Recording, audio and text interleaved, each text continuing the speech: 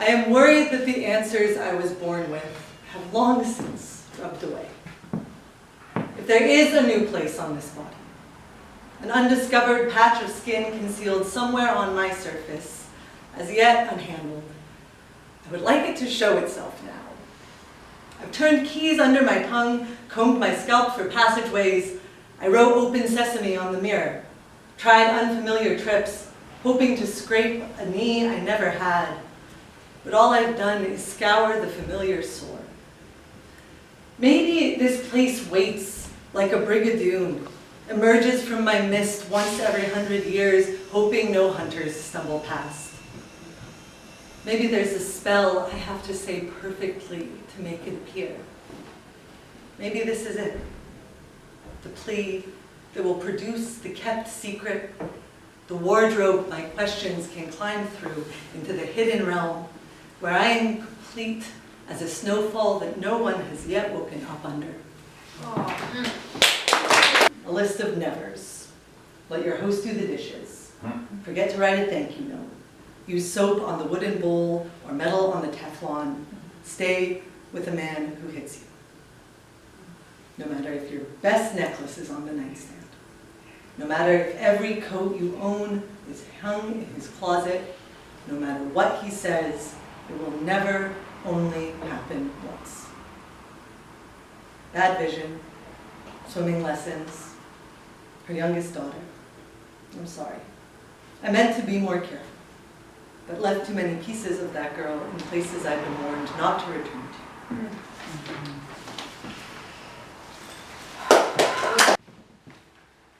The problem with pronoun-verb agreement.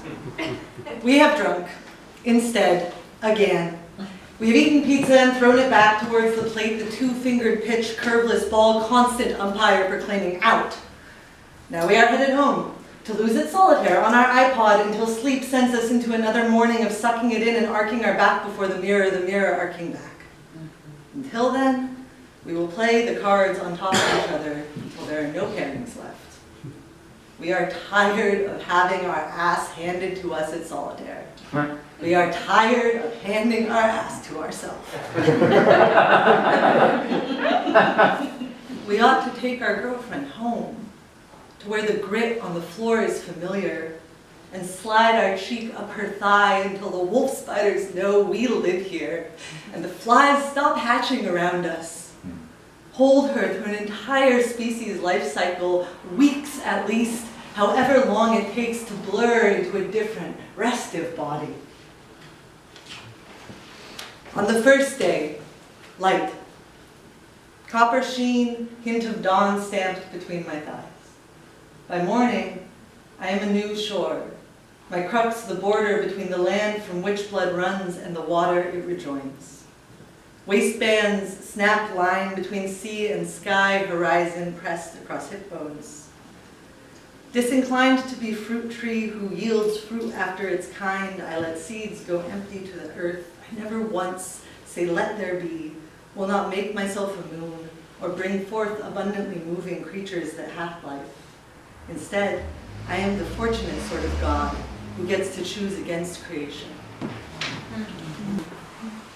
My grandmother saw the terracotta soldiers on her trip to China. How long ago was that, I asked, eating almonds on her couch. Oh, it must have been 5 years ago by now. But I was grown then, too. If that was 5 years, then I can hold the last decade in one hand like a ham sandwich. When my hands were so much slighter than a slice of bread, it would have seemed impossible to palm time like this.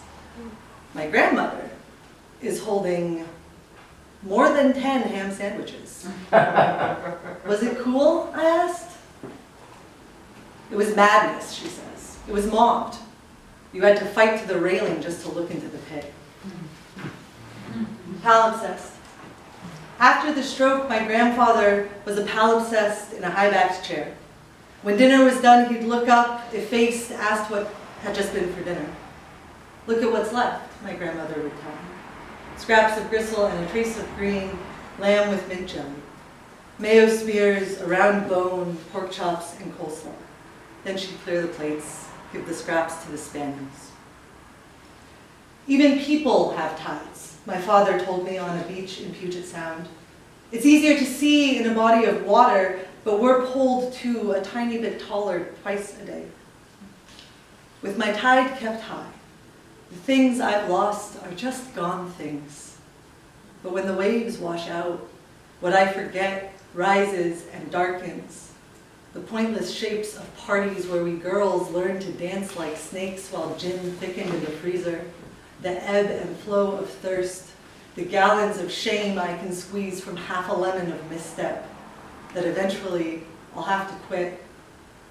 That one's like an inherited harmonica, wrapped up in tissue, waiting to be learned. What's that? No, I'm struggling. It happens. At this point, I'm like, well, I'm doing the RC. I also wanted to do what RC mentioned, which was like that, reading some of the poems that haven't gotten as much airtime in the book, and that means I actually have to pay attention when I'm reading them. I can't hold all the things in my brain at once. Just read the poem again, and you'll remember, and you won't have to read it the rest. All right, 3 acts. 1. Crushing mental illness. Just retrace your steps and then retrace them again. Because it means more time I've lived and less I'll have.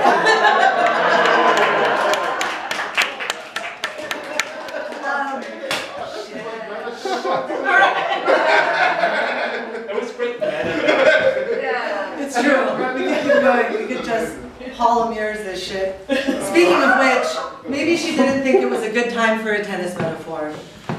What the doctor doesn't say as she writes a prescription for a new mind in blue pen is that the wall I've been playing against may have made me accustomed to a certain style of opponent. That a wall will always return your shot at an angle equal and opposite the one you gave it, so if the ball splits your lip, you have only your own swing to blame. She doesn't warn me that the wall, who can answer to bruised wrist without flinch or apology, may not have prepared me to play against anyone but myself.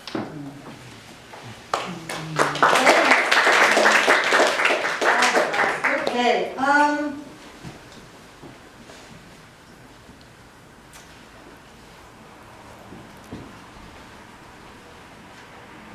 Just thinking about how we move now.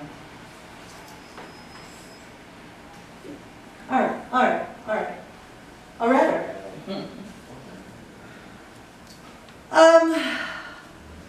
Yeah, like I said, there's a million shapes of grief, and there's always more to discover.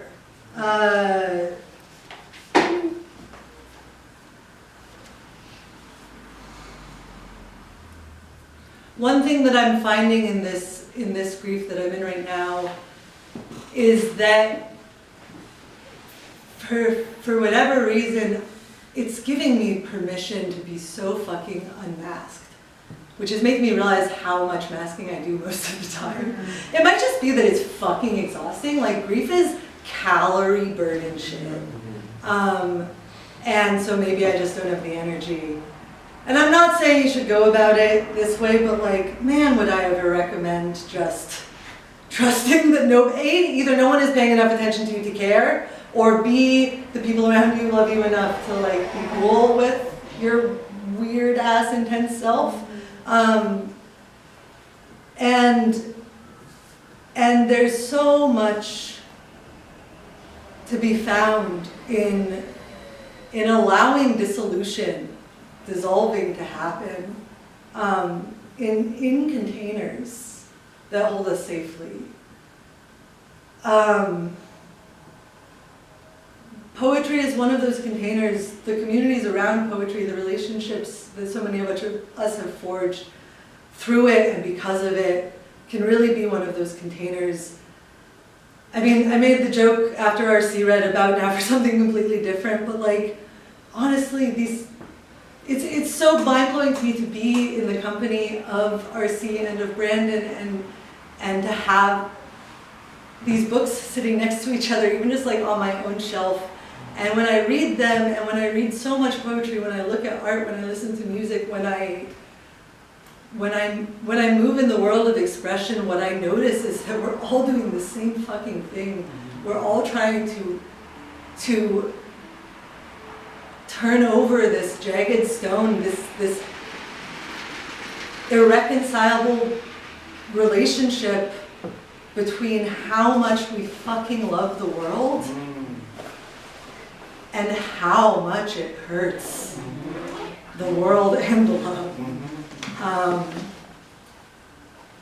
It seems like just two things that can't fit. They're just both too big to fit inside a body, or a life, or a day.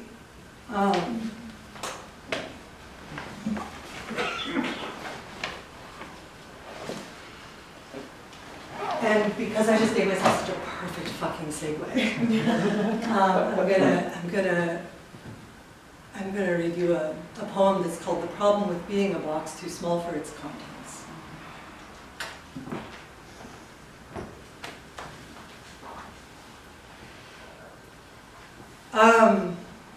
The poem starts with an epigraph. That's what they're called, right? We have a little quote. Starts with an epigraph from a poem called "Puzzle 2" by John Thompson. And I don't always say it when I say the poem, but I'm going to this time because it's fucking beautiful. And it goes, "Love, you ask too many questions.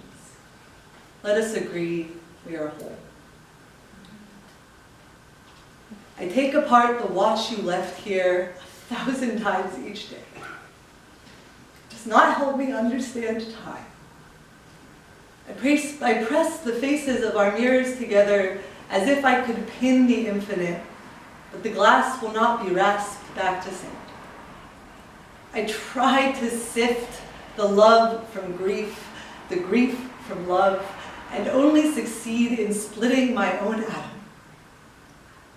Still, my body refuses to part with me, insists that we are an ever-changing entirety, declines to debate me on that fact as I twist and spit, mind scalpeling itself to bits, a vivisectionist bent over a strapped animal muttering, find peace as she works. And indivisible under her knife, the reply. There is no love without the first love. One's own lost love. May you rejoin yourselves.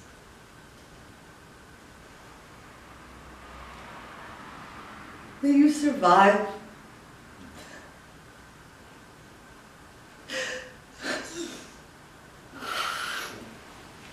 Even when you don't want to.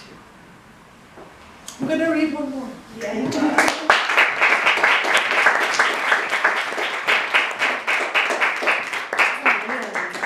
This is the most I've ever cried in public in my life. I'm so proud of you. Thank you. Yeah. You can all buy me drinks after.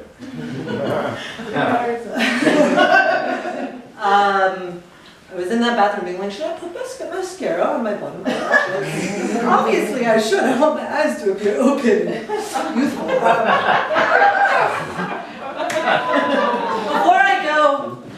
Before I go, I'm gonna just say a couple of things. One is that although probably most of you have bought these books, buy more fucking books, man. The holidays are coming up. Everyone knows that Sagittarius and Capricorns love poetry and they have birthdays in the next couple months. Also, I'm grieving. Have to. Do what I say. You're wearing all black today. Yep. I mean, yeah, by that measure, I've been grieving for a long-ass time, which is not untrue. And the last thing I wanted to read you is a more recent poem that's not in the book. It is very recent, and so far it's just called To Grief, but I am taking suggestions for better titles. To Grief.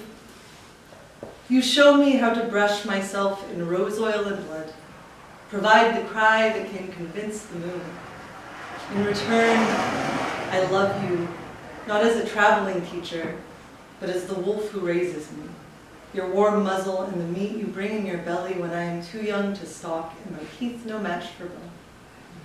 In return, I promise I will recognize your tracks when they cross mine, follow them until they are full of fresh snow. Thank you all so much.